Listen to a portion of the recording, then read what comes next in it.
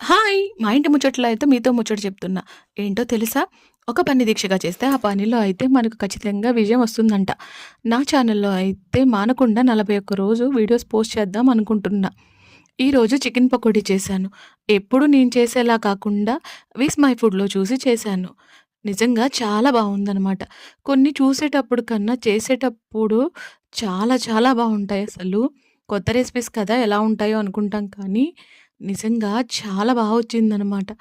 రెగ్యులర్‌గా నేను చేసే చికెన్ పకోడీలోని కార్న్ ఫ్లోర్ వేస్తూ ఉంటా. కానీ ఇందులోనూ శనగపిండి, వరిపిండి మాత్రమే వేస్ట్ చేశాను. నిజంగా చాలా చాలా అద్భుతంగా వచ్చిందసలు. మా చిన్నోడైతే రెగ్యులర్‌గా తినే పకోడీ కన్నా దీనికి ఎక్కువ మార్కులే నాకిచ్చాడు. అంత బావుందనమాట. అయితే మన ఛానల్ మాత్రం ఎవరికైనా నచ్చిందే అనుకోండి, వెంటనే సబ్స్క్రైబ్ చేసుకోండి. ఇన్‌స్టాలో కూడా ఫాలో చేయండి.